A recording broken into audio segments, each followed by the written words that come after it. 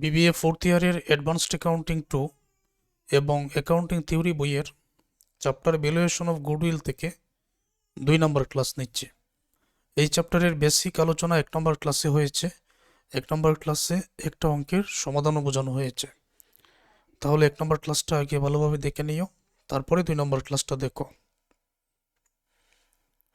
আজকের ক্লাসে এই অঙ্কের সমাধানটা বোঝানো হবে, গুরুত্বপূর্ণ একটা অঙ্ক।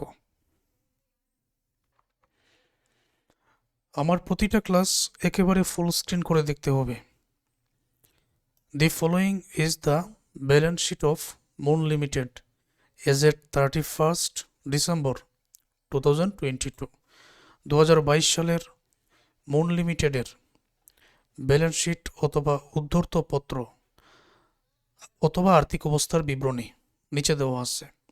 এইদিকে অ্যাসেটস, এইদিকে liabilities.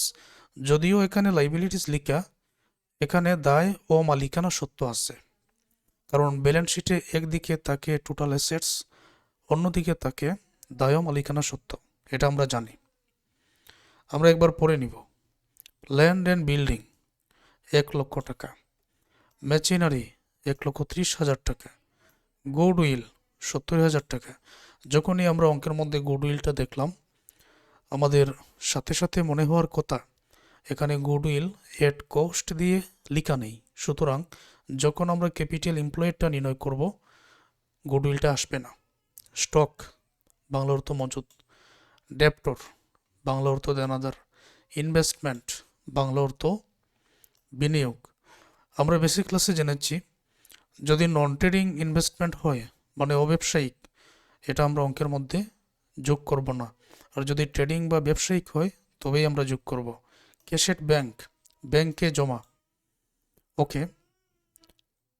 Share capital 20,000 share of টাকা 10 ইচ। 20,000 সাধারণ শেয়ার আছে, 10 টাকা করে প্রত্যেকটা, 2 লক্ষ টাকা। জেনারেল রিজার্ভ সাধারণ সঞ্চিতি 60,000 টাকা। 6% বন্ড 1 লক্ষ টাকা। বেসিক ক্লাসে আলোচনা করেছিলাম, যদি অঙ্কের মধ্যে বন্ড অথবা ডিবেঞ্চার দুইটাই একই উল্লেখ থাকে, এটার ইন্টারেস্ট রেটও উল্লেখ আছে, কোথায় মাইনাস করতে হবে আমরা আগের ক্লাসে আলোচনা করেছি, আজকের ক্লাসেও আলোচনা করব।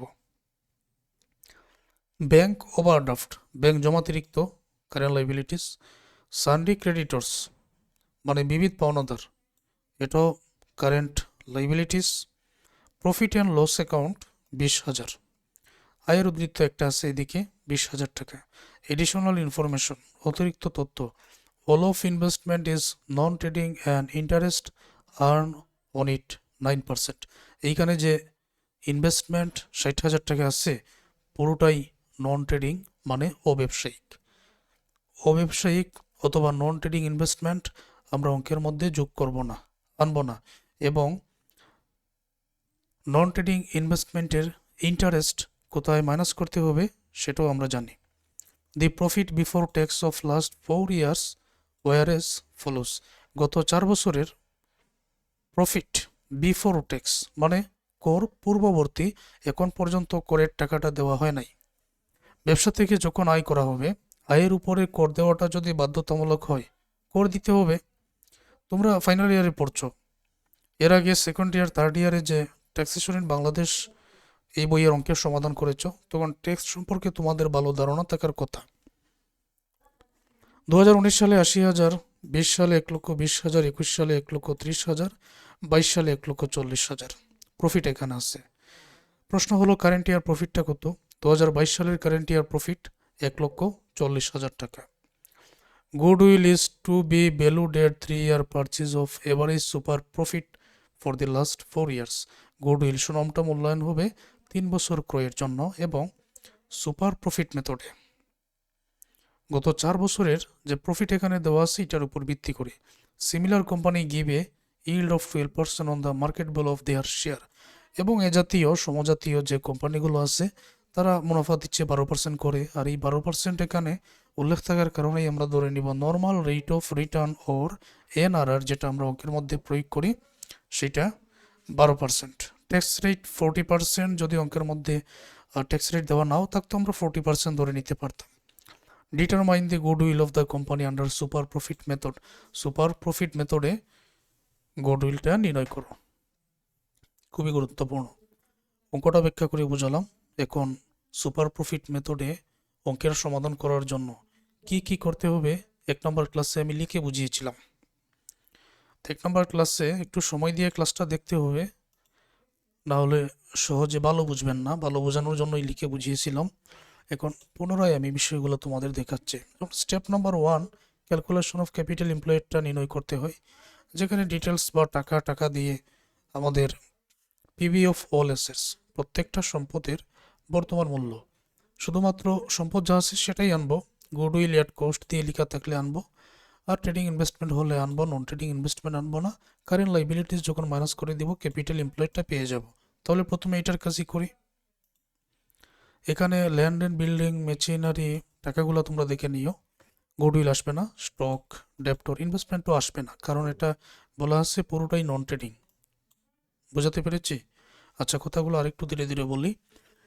তারপর ইনভেস্টমেন্ট তো আসবে না। ক্যাশেড ব্যাংক 1 2 3 4 5টা সম্পদের টাকা এখন আমি এখানে বসিয়ে দিলাম। Value of assets, land and building, machinery, stock, debtor, cash at bank, 5টার টাকাটা এখানে যোগ করা হলো, 3,20,000। এখন দায় দুইটাই আছে। ব্যাংক ওভারড্রাফটের টাকা আছে 50,000 আর সানডে ক্রেডিটর্সের টাকা আছে 20,000। তাহলে ব্যাংক ওভারড্রাফট, সানডে ক্রেডিটর্স দুইটাই আমরা এখানে যোগ করে 70,000 হলো। উপরের টাকা থেকে মাইনাস করলে 2,50,000 ক্যাপিটাল এমপ্লয়েড আমরা পেয়ে গেলাম। 2 নম্বর ওয়ার্কিংয়ে আমাদের করতে হয় calculation of average capital employed, যেখানে ক্যাপিটাল এমপ্লয়েড 1 নম্বর ওয়ার্কিংয়ে যেটা ওইটা প্রথমেই বসাতে হয়। Half of current year profit বাদ দেওয়ার নিয়ম হলো কারেন্ট ইয়ার প্রফিট প্রথমেই আনতে হয়, নন ট্রেডিং ইনভেস্টমেন্টের ইন্টারেস্টটা এখানে মাইনাস করতে হয়, ডিবেঞ্চার বা বন্ডের ইন্টারেস্ট এখানে প্লাস করতে হয়। তারপর ইনকাম ট্যাক্স মাইনাস করে যে আয় হবে 2 দ্বারা ভাগ করে টাকাটা এখানে নিয়ে উপরের টাকা থেকে মাইনাস করলে এভারেজ ক্যাপিটাল এমপ্লয়েড পাওয়া যায়। এখন এই পুরো তথ্যটা আমরা এই অঙ্কের মধ্যে প্রয়োগ করব। শুরুতে এই যে capital employed, okay, step number 2 calculation of capital employed আমি শুরুতে এখানে বসালাম। ওকে, তোমরা লক্ষ্য করে দেখবে যে ইনভেস্টমেন্ট 60,000 আছে, এটার উপরে 9% ইন্টারেস্ট। ওকে, মাইনাস করে দাও। Half of current year profit, শুরুতে current year profit after tax, current year profit এটা আফটার ট্যাক্স নয়, এটা বইয়ের মধ্যে ভুল করেছে, এটা বিফোর ট্যাক্স। তাই তো, ট্যাক্স আমরা পরে এটা মাইনাস করব, এটা বিফোর ট্যাক্স। কত টাকা কারেন্ট ইয়ার প্রফিট একটু আগে বলেছিলাম 2022 সালে 1,40,000 টাকা বসানো হয়েছে। ভেরিয়াস অ্যাডজাস্টমেন্ট সময় যদি এখন আমরা মাইনাস করি, ইনভেস্টমেন্টের 60,000-এর 9%, তাই তো কি হবে, এটা মাইনাস হবে। 60,000-এর 9% 5,400। আর এখানে যে বন্ড আছে 6% বন্ড, 1 লক্ষ টাকার 6%, ইন্টারেস্ট অন বন্ড 1 লক্ষের 6%, 6,000। এখন 1,40,000 আর 6 1,46,000 মাইনাসের টাকা 5,400, তখন 1,46,000 থেকে মাইনাসের 5,400 যদি মাইনাস করে দেই 1,40,600 টাকা হয়। এখন ওই 1,40,000-এ দেখো এখানে যে টাকাটা হবে এটার উপরে ইনকাম ট্যাক্সটা এখানে মাইনাস করতে হয়।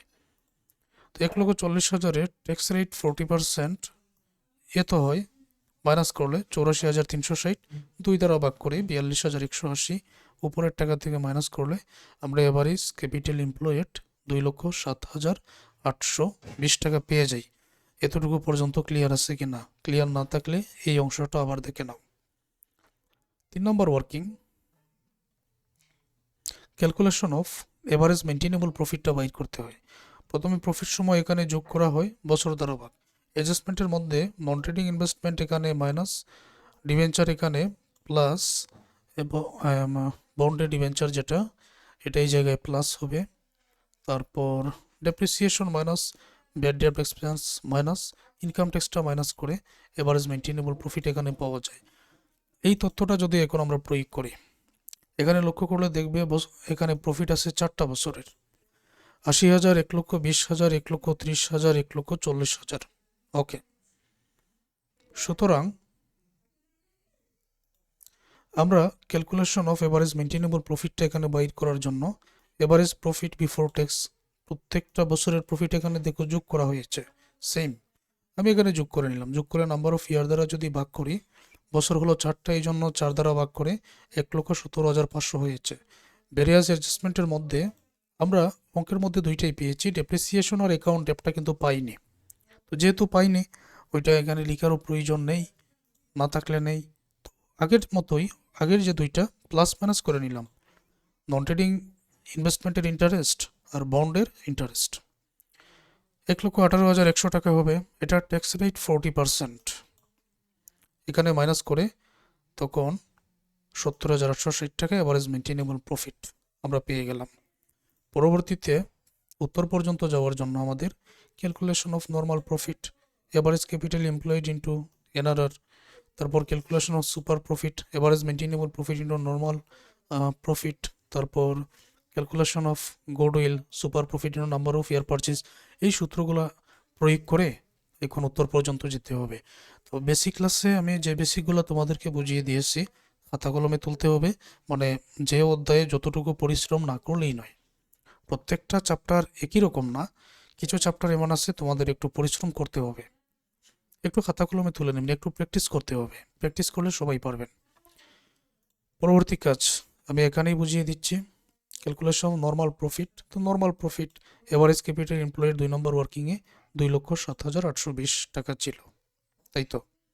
যেমন আমি যদি এখান থেকে তোমাদেরকে দেখাই, এই যে এভারেজ ক্যাপিটাল এমপ্লয়েড 2,07,820 টাকা ছিল। আর অঙ্কের মধ্যে 12% আমাদের আছে, ওই যে ইল্ড 12%, এনআরআর 2,07,800 এর 12% 24,938। এখন সুপার প্রফিট বাইর করার সূত্র, super profit equal to average maintainable profit, যেটা 3 নম্বর ওয়ার্কিংয়ে বাইর করা হয়েছে 70,860। আর নর্মাল প্রফিট 4 নম্বর ওয়ার্কিংয়ে 24,000। নর্মাল প্রফিট কত ছিল? 24,938, মাইনাস করে দিলে 45,922। সুপার প্রফিট পেয়ে গেলাম। গুডউইলের সূত্র, super profit into number of year purchase, 3 years ছিল, এই যে 3 ইয়ার পারচেজ, 3 দ্বারা গুণ, 45,922কে 3 দ্বারা গুণ করলে 1,37,766। এটাই হবে আমাদের গুডউইল। এবং আমি আশা করি তোমরা এই ক্লাসটা বুঝতে পেরেছ।